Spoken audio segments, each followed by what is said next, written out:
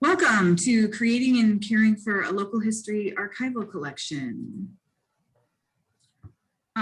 My name is Casey and I'm the processing archivist at the Milwaukee Public Library, and with me is... I'm Bob. I'm the manager of archives and special collections at the Milwaukee Public Library. And we are both archivists there. So in case you're not completely familiar or haven't worked with an archivist before, I'm going to give you a little definition. An archivist is an information professional who assesses, collects, organizes, preserves, maintains control over, and provides access to records and archives determined to have long-term value. The records maintained by an archivist can consist of a variety of forms, including letters, diaries, logs, other personal documents, gov docs, sound and or picture recordings, digital files, or other physical objects. Archivists work wherever it is important to retain the records of people or organizations. Archivists are often jack of all trades when it comes to preservation. We know a little bit about a lot of things, and we become more expert based on the needs of our collection. So the topics we're going to cover today are creating a local history collection, definitions to commonly used terms, some basic storage and handling guidelines, and some basic supplies you can use.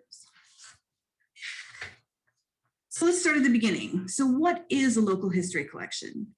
It's a curated collection of items that represent or tell the story of a particular part of your community history. And what does a local history collection look like? It could be a room, a corner, a shelf. It could be books, artifacts, or documents. The most important feature is that it contains items that represent your community's history that can be preserved for future generations. Also, that it can be added to in order to continue telling that story as it evolves. Maybe your collection already exists. Maybe you have items scattered throughout your collections, or maybe you're creating it or adding to it. Before you go off to solicit donations, start with your own current collection. Start with what you have. Take a survey of materials already owned. Identify items that could be moved into this new collection. Identify materials with preservation issues. Identify any more narrow theme or unique attributes you might want to collect. And talk to your colleagues. They have lots of experience and often lots of opinions on these kinds of things. Research other history-related institutions in your area. Avoid too much competition or too much redundancy with those institutions. Are there areas of local history not being covered? Is there any unique perspective being missed and not being collected that you could fill in for? And things to consider. So space and storage. Do you want a separate space? Is this going to be a corner or a shelf or an extra room? Staff access. Will this require a separate or additional staffing? Who needs access to this space? Who would have to have keys? Do you have extra hours? Patron access. Again, will you need extra hours? How will you handle reference inquiries if the materials aren't on display? And do you need any additional security measures? Is any material extra valuable or just too big to put out on display somewhere? Budgets and supplies. The collection could highlight materials that get lost kind of in the larger general collection, so it could increase usage, which also means wear and tear on these materials. And be realistic about what your institution, your staff, and your budget can handle, especially if you begin taking donations. You're making a commitment to these materials and their donors to care for these items. Curating the collections. So some examples of potential materials to add. School yearbooks. I know we collect these only by donation. Directories, city, phone, business. These are some of the most popular items in our collection and get used daily. Maps, biographies, county local histories, area guidebooks, cookbooks, church cookbooks. Sometimes they can have little histories about people or churches. Then actually church histories. We get a lot of questions about church history and people actually writing church histories that do research in our collection. Family histories. We actually partnered with a local genealogical society, and we have a collection that we call Family Files. And it's just local families who donate copies of their family histories.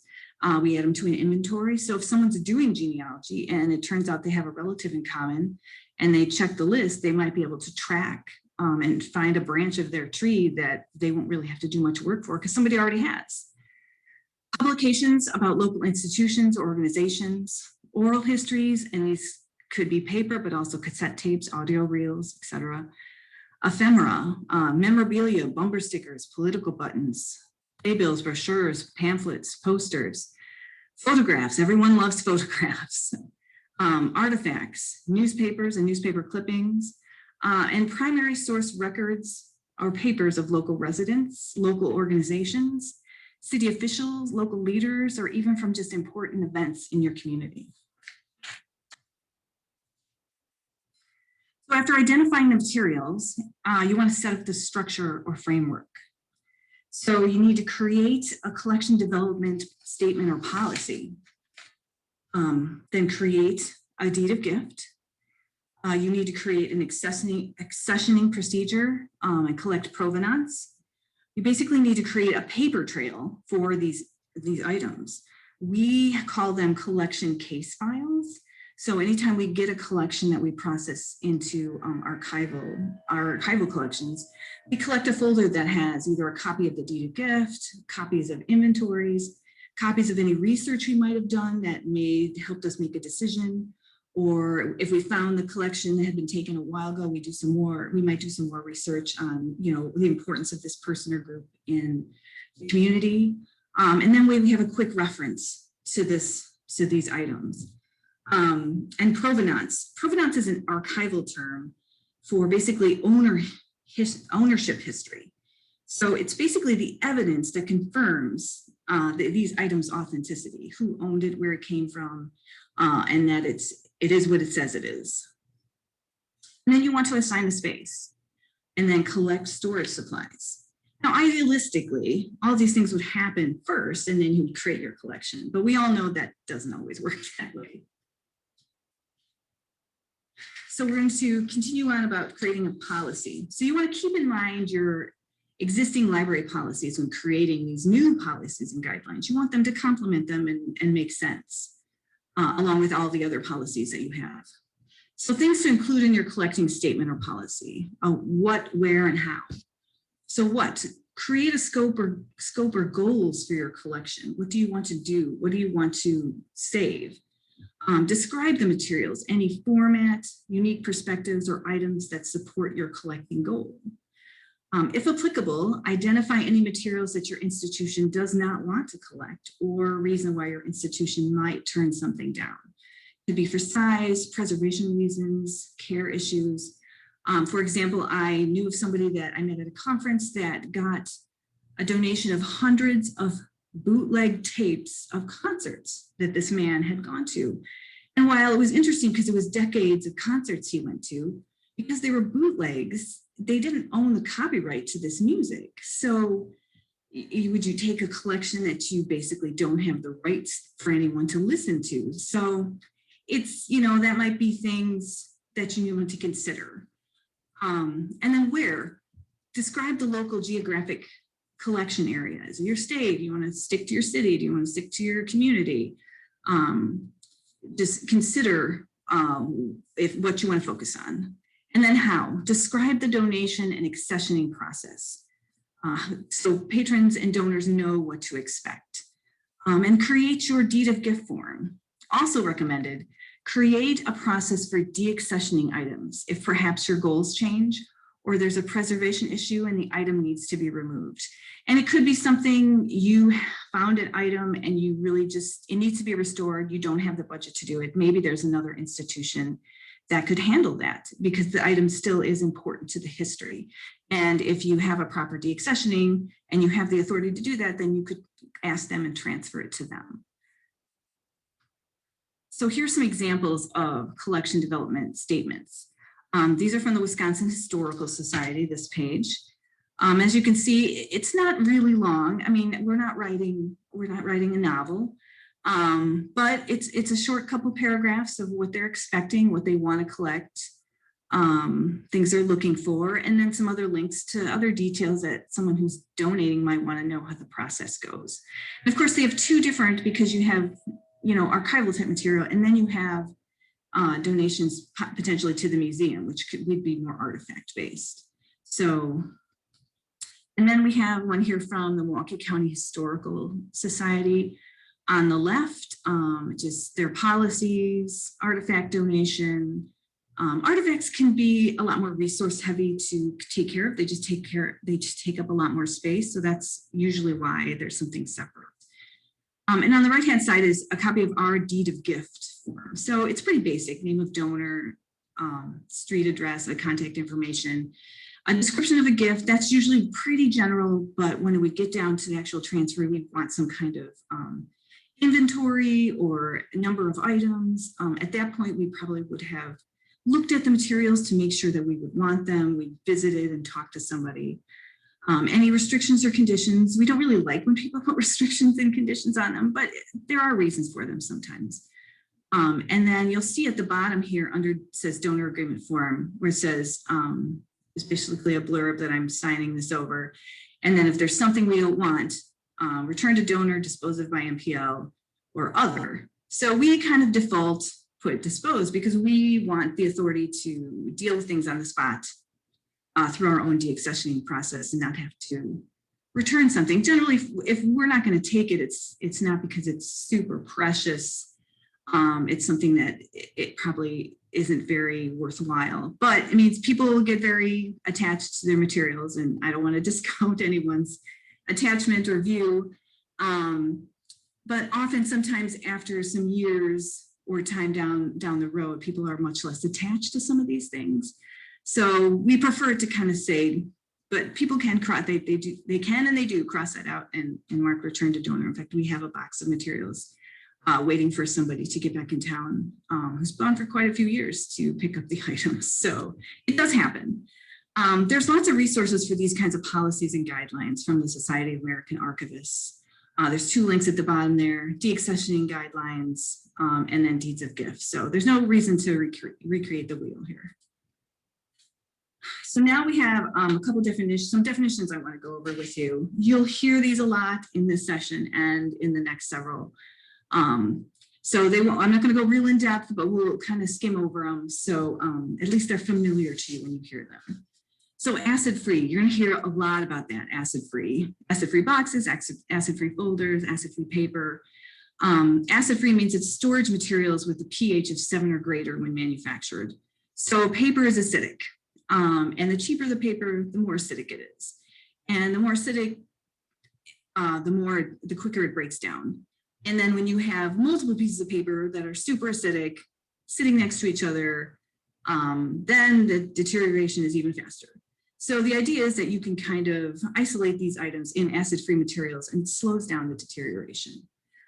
Archival quality, archival safe. This is a term used to indicate that materials have undergone laboratory testing to determine and confirm that their acidic and conservation properties are within safe levels. Buffered, unbuffered. Buffered materials have an alkaline reserve added to help against migrating acids. However, not all materials should use buffered. So again, it's to stop that migrating acid, which accelerates deterioration. But there are cases where you wouldn't use buffered. So do some research before you make any decisions regarding that. Conservation, the repair or stabilization of materials through chemical or physical treatment to ensure that they survive in their original form as long as possible. Conservator, a professional who, through specialized education, knowledge, training, and experience, formulates and implements all the activities of conservation in accordance with an ethical code. Encapsulation, and we're going to talk a lot about encapsulation in several sessions. So encapsulation technically is protective enclosure of papers and other flat objects between two sheets of transparent polyester film, sealing all edges. The item is thus supported and protected from the atmosphere. Because the item does not adhere to the polyester, it can be removed simply by cutting the edges of the polyester. PAT test, photo activity test, photo safe. This is a similar term to archival quality, but more specific to materials used with photographs.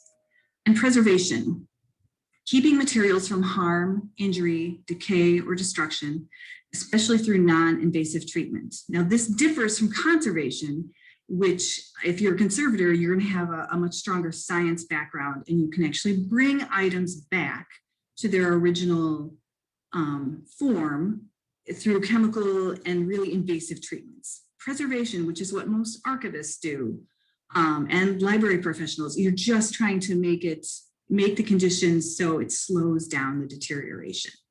So it's a little more passive than conservation. And with that, I'm going to hand it over to Bob. Thank you, Casey. So now we're going to get into some basic storage and handling.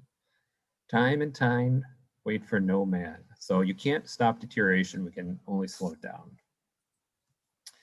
There's two main causes of deterioration, that's handling and environment. So for handling, that involves your hands. Salt and oils from your skin can cause damage to materials. You'd like to use cotton gloves to make sure you have clean, and make sure you have clean hands, particularly for photographs and negatives. But you got to be careful with the cotton gloves on paper, because you lose that feel with your fingers and paper is more likely to rip. You can use plastic sleeves or encapsulation, as long as the sleeve is archival safe. And you look for these types of plastics: polyester, polyethylene, and polypropylene. For work in viewing spaces, areas should be clean and far away from food. Dirt, dust, and food can cause damage and attracts pests. Over time, the little things like this can damage and shorten the lifespan of materials, but vigilance can help prevent accidents.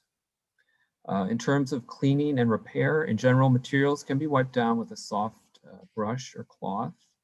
You don't want to use any wet cleaners or chemicals. No regular adhesive, Scotch tape, or glue.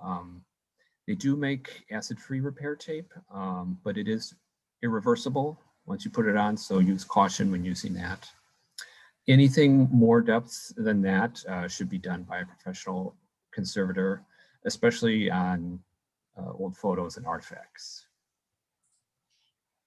So some guidelines for use. You want to support when handling the items. Use two hands from below. Use folders to help protect and keep materials flat. Books should be handled on both sides to protect the spine. You want to avoid excessive photocopying of materials. You can create a preservation or use copy. So you might make a photocopy of an item and then just keep the original in the back for safety. You could also make a digital copy, again, keeping the original, restrict the use of that, and then just have patrons use a PDF or whatever. You only want to use pencils with archival materials. Markers and pens can bleed and leave imprints. You want to avoid paper clips and Post-it notes on materials. They do make plastic paper clips, which is safer to use on materials. Ideally, patron bags and personal belongings should be stored away when patrons are using materials. This is just to keep the materials safe and reduce the threat of theft. Now we'll go into environment and storage. So storage areas should be dark, dry, and cool. Avoid attic and basement storage areas unless temperature and humidity controlled. Attics are typically too hot and basements typically too damp. You want to avoid extreme temperature fluctuations, as that really increases the amount of deterioration for materials. You want to use acid-free folders and boxes, particularly ones that allow airflow but block out light and dust. So temperature and humidity, generally want to aim for 65 degrees with 45% humidity. Photographs do better in a bit cooler and drier conditions, 58 to 68 degrees and 30 to 50% humidity. Now, too much dampness and humidity can cause mold growth, and this happens in levels above 60%. That book on the top of the page there, as you can see, is suffering from some serious mold growth. But on the other hand, not enough humidity can cause brittleness, and the paper can become very brittle and breaks and tears very easily. Now we'll talk about light. Light can cause items to fade, so the darker the better. Storage, you can encapsulate using archival safe plastic sleeves, polyester, polyethylene, and polypropylene. You do not want to laminate or secure anything with secure tape. The picture in the top right is an item that was laminated and a long time ago, and the lamination stuck to the document, essentially ruining it. But you can use acid-free folders and boxes for transporting and storing. Keep storage areas clean and dry. Any books that you have suffering from red rot, where the book is red and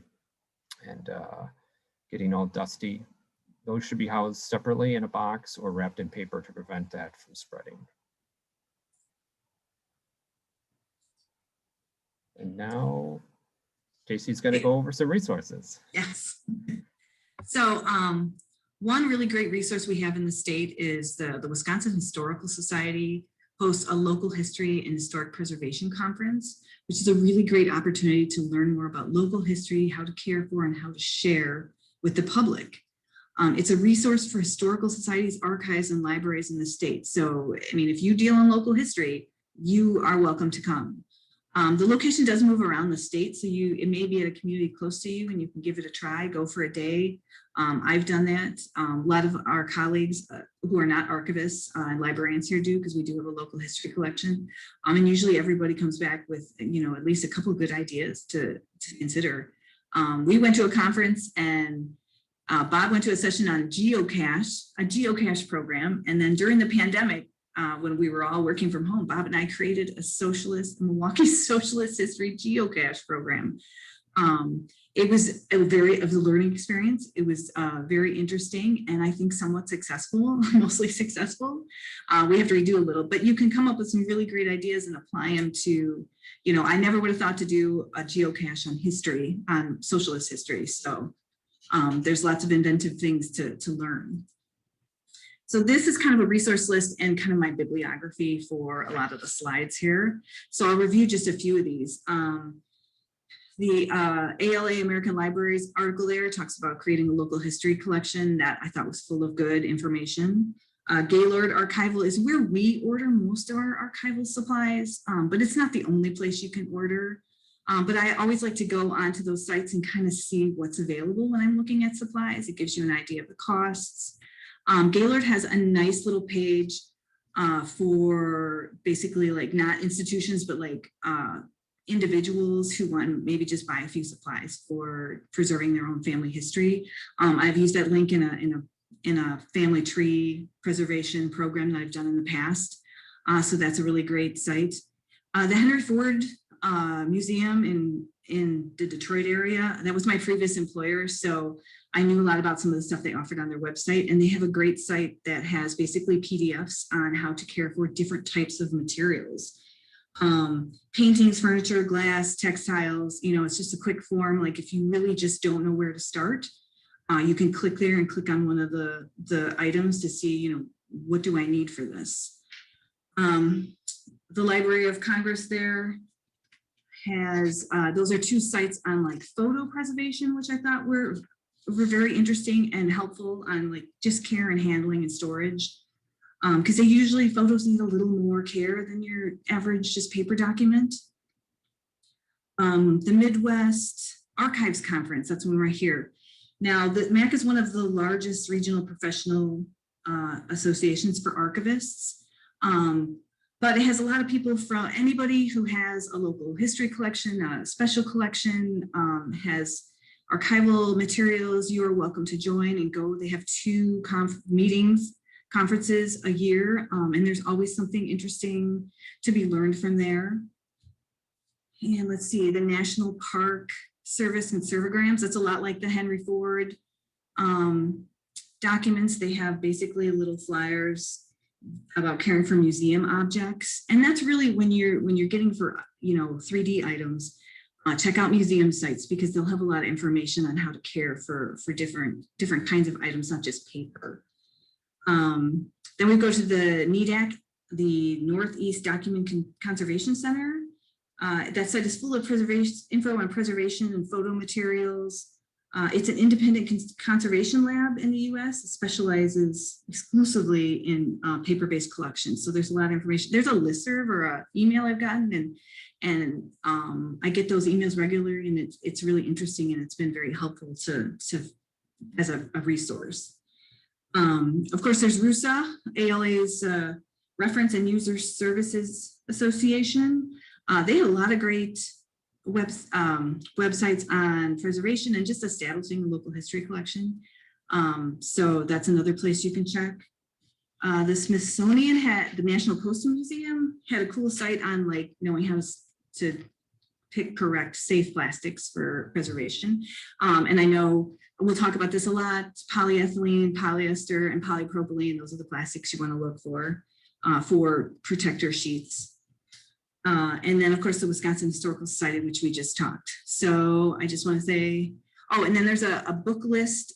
These are books that I've recommended to patrons looking to preserve. And they're still full of a lot of great stuff, even, for librarians, if you want to add these to your collection to use as a reference guide for, what to do about certain things. It doesn't hurt. Thank you for attending.